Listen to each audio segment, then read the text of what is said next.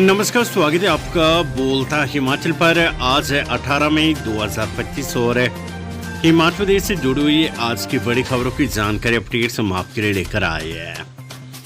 हमेशा की तरह आप इस वीडियो को लाइक कर दीजिएगा। चैनल पर नहीं जुड़े चैनल को आप सब्सक्राइब जरूर करें। पेश है आज की सबसे बड़ी खबरें।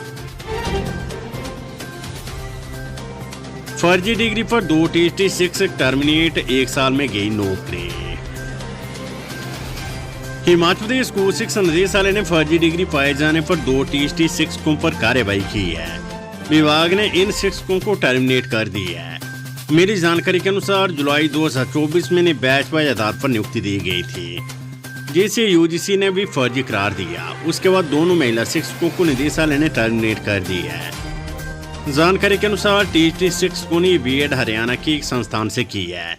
स्क्रीनिंग के दौरान शिक्षा विभाग को इसमें कुछ संदेह हुआ और उसके बाद additional chief secretary school education Haryana सरकार को इस बारे में पत्र लिखा गया।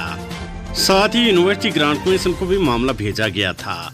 यूजीसी के जवाब से ये साफ हो गया कि जिस संस्थान से बीएड की गई वे कहीं भी मान्यता प्राप्त नहीं था, इसलिए इस डिग्री को फर्जी पाया गया। अब इन्हें नियुक्ति के समय की शर्तों के मुताबिक नौकरी से हटा दिया गया है। इनमें से एक शिक्षिका जिला शिमला के एक स्कूल में टीटी नॉन मेडिकल के पद पर कार्यरत थी और दूसरी शिक्षिका जिला कांगड़ा के एक स्कूल में कार्यरत थी। सूत्रों की माने तो विभाग में कई ऐसे मामले जिनमें फर्जी डिग्री का संदेह जताया गया है। इन सभी शिक्षकों की डिग्रियों की जांच चली हुई है।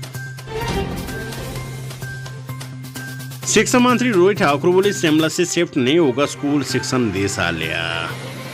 शिक्षा मंत्री रोहित ठाकुर ने कहा कि स्कूल शिक्षा निदेशालय और अन्य प्रमुख निदेशालयों को शिमला से धर्मशाला स्थानांतरित नहीं किया जाएगा। प्रेस को जारी बयान में रोहित ठाकुर ने मीडिया के एक वर्ग में प्रसारित समाचार को निराधार और भ्रामक बताया। उन्होंने कहा कि दावे तथ्यहीन और राज्य सरकार की किसी आधिकारिक नीति या निर्णय पर आधारित नहीं है। शिक्षा मंत्री ने स्पष्ट किया कि मुख्यमंत्री सुक्खू ने हाल ही में शिक्षा विभाग की समीक्षा बैठक के दौरान स्पष्ट निर्देश जारी किए कि स्कूल शिक्षा निदेशालय के साथ किसी भी अन्य निदेशालय को शिमला से स्थानांतरित नहीं किया जाएगा। उन्होंने कहा कि स्कूल शिक्षा निदेशालय को स्थानांतरित करने का कोई प्रस्ताव या विचार नहीं है। ऐसी भ्रामक रिपोर्ट राज्य सरकार की नीति के बिल्कुल विपरीत है। हिमाचल प्रदेश में मनरेगा में शामिल होगा जंगल में चेड़ की पत्तियों को उठाने का काम, सरकार केंद्र को भेजेगी प्रस्ताव। हिमाचल प्रदेश में जंगल की आग को रोकने के लिए चेड़ की पत्तियों को एकत्रित करने का कार्य मनरेगा में शामिल किया जाएगा। इससे संबंधित प्रस्ताव केंद्र सरकार को भेजा जाएगा। चेड़ की पत्तियों के कारण जंगल की आग अधिक तेजी से फैलती है। शनिवार को शिमला में मुख्य सचिव प्रबोध सक्सेना की अध्यक्षता में वन अग्नि रोकथाम एवं नियंत्रण की तैयारियों को लेकर विभिन्न विभागों के विभागाध्यक्षों के साथ बैठक हुई। बैठक में जंगल की आग से बचने की तैयारियों को लेकर समीक्षा की गई तथा विभागीय अधिकारियों को आवश्यक दिशा निर्देश दिए गए हैं। 12वीं कक्षा का रिजल्ट घोषित, 83.16% विद्यार्थी हुए पास। हिमाचल प्रदेश स्कूल शिक्षा बोर्ड की ओर से शनिवार को 12वीं कक्षा का वार्षिक परीक्षा परिणाम घोषित किया गया है। परीक्षा परिणाम 83.16% रहा। कांगड़ा डीसी और स्कूल शिक्षा बोर्ड के चेयरमैन हेमराज बैरवा के साथ बोर्ड सचिव डॉक्टर विशाल शर्मा ने परिणाम जारी किया। 10वीं के बाद 12वीं कक्षा में भी बेटियों ने परचम लहराया है। ओवरऑल टॉप 10 मेरिट सूची में 75 विद्यार्थियों ने जगह बनाई है। इसमें 61 छात्राएं और 14 छात्र शामिल हैं।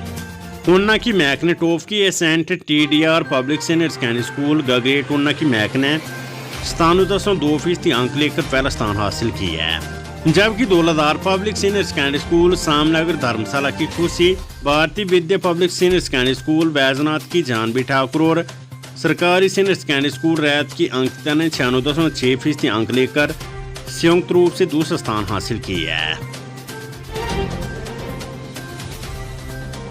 प्राकृतिक खेती को बढ़ावा देने के लिए हिमाचल में स्थापित होंगे आदर्श कृषि फार्म, मुख्यमंत्री सुक्खू।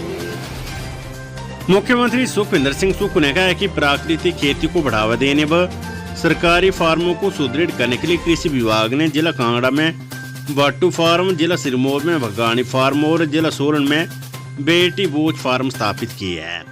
आगामी समय में प्रदेश में इस तरह की और भी आदर्श फार्म स्थापित किए जाएंगे। उन्होंने सभी एपीएमसी को प्राकृतिक पद्धति से उगाई गई गेहूं, मक्की और कच्ची हल्दी की खरीद के लिए हाई एंड साइलोस स्टोरेज के लिए कंटेनर स्थापित करने के निर्देश दिए हैं। ये बात मुख्यमंत्री ने शनिवार को कृषि विभाग की बैठक की अध्यक्षता करते हुए कही है। उन्होंने प्रदेश में प्राकृतिक खेती को बढ़ावा देकर कृषि क्षेत्र में क्रांति लाने की आवश्यकता पर बल देते हुए अधिकारियों से प्राकृतिक खेती को बढ़ावा देने के लिए ठोस कदम उठाने के निर्देश दिए हैं। मुख्यमंत्री ने प्राकृतिक खेती करने वाले किसानों के पंजीकरण के लिए पंचायतों में शिविर आयोजित करने पर बल दिया। मुख्यमंत्री ने एपीएमसी के अध्यक्षों को निर्देश दिए कि वे किसानों को प्राकृतिक खेती से जोड़ने के लिए सक्रियता से कृषकों को प्रेरित कर उन्हें हर संभव सहायता करे। मुख्यमंत्री ने प्रदेश भर के विभिन्न स्थानों के निर्माणाधीन सी स्टोर की प्रगति की भी समीक्षा की। उन्होंने कहा कि राज्य सरकार जिला शिमला के जुब्बल क्याणु, चौपाल, संदासू, खड़ापत, दत्तनगर और ढली, जिला कांगड़ा के कंदरौली और सोल, जिला सोलन की जावली, जिला किन्नौर के भावनगर और जिला मंडी की सुंदरनगर में चरणबद्ध तरीके से सी स्टोर स्थापित कर रही है।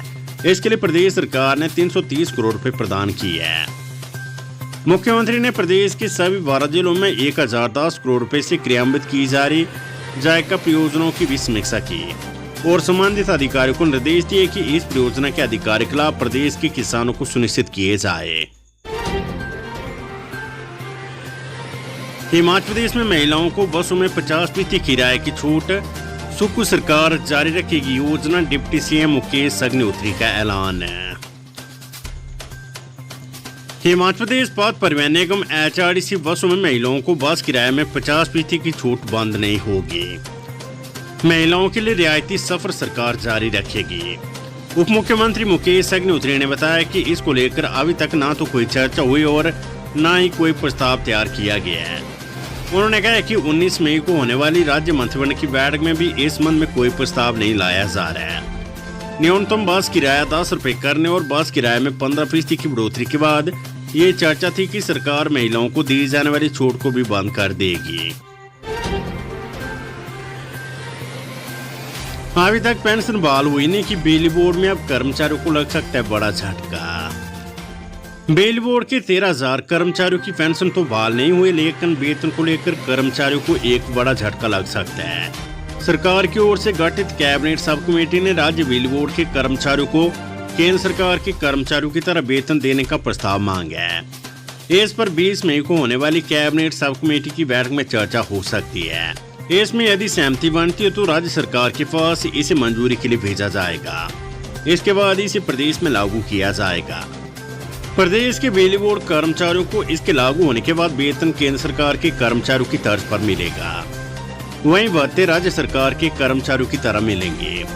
इससे उन्हें मूल रूप से वेतन में नुकसान होने की आशंका सता रही है, इसलिए कर्मचारी इसका विरोध कर रहे हैं। कर्मचारियों का कहना है कि राज्य सरकार को कदम नहीं उठाने चाहिए, इससे राज्य बिजली बोर्ड के हजारों कर्मचारियों को वेतन में नुकसान होगा। सरकार की नाकामी से भारी अपराधियों का अड्डा बन रही देवभूमि जयराम ठाकुर है। पूर्व मुख्यमंत्री एवं नेता प्रतिपक्ष जयराम ठाकुर ने कहा है कि प्रदेश में कानून व्यवस्था पूरी तरह से ध्वस्त हो चुकी है। बाहरी राज्यों से आकर अपराधियां बेखौफ होकर गंभीर अपराधों को अंजाम देकर फरार हो रही है। राज्य के बॉर्डर जिले में तो स्थिति चिंताजनक है, लेकिन राज्य के अंदर भी खूंखार अपराधी दस्तक दे रहे। ये बहुत ही चिंता का विषय कि कई जगह रेकी करके भी अपराधी गए और फिर एक गिरोह के लोग आकर न केवल लूटपाट की वारदात को अंजाम दे रहे बल्कि हथियारों की नोक पर डकैती तक कर रही है।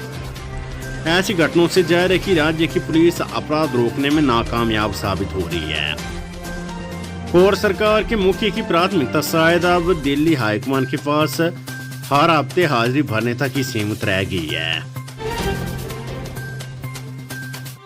छात्रवृत्ति घोटाले में ईडी ने दर्ज की 2 नई एफआईआर, मामले में 10 आरोपियों को किया नामजद।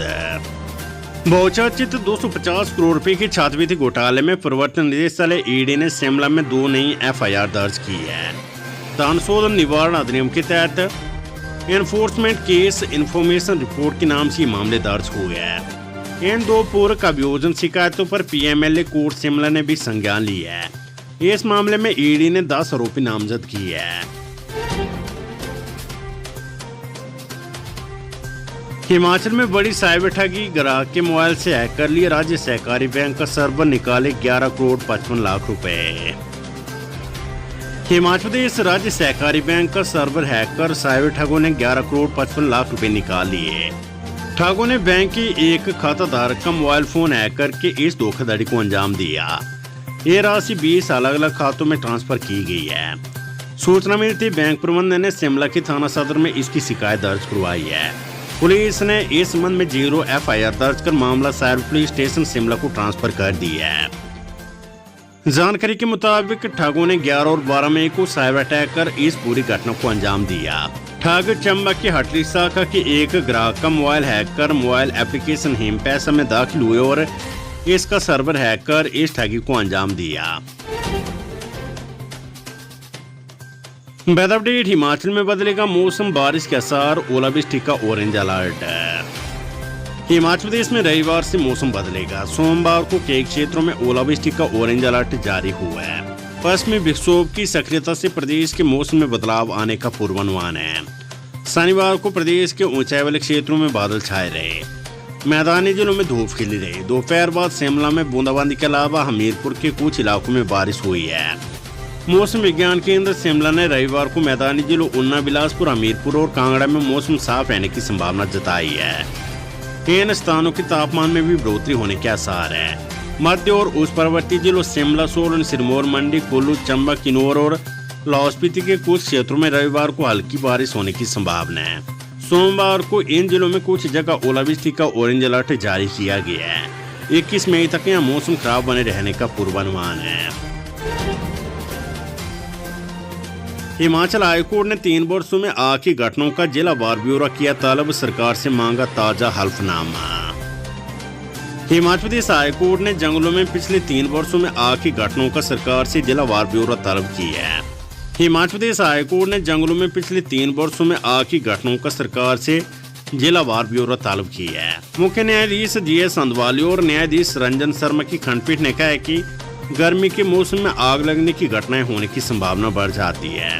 राज्य में वन अग्नि रेखाएं फायर लाइन कैसे बनाई जाएगी, इस बारे में दायर जवाब में दीर्घकालिक दृष्टिकोण को ठीक से स्पष्ट नहीं किया गया है। जवाब में ये भी नहीं बताया गया कि इन क्षेत्रों में आग को कैसे नियंत्रित किया जाएगा।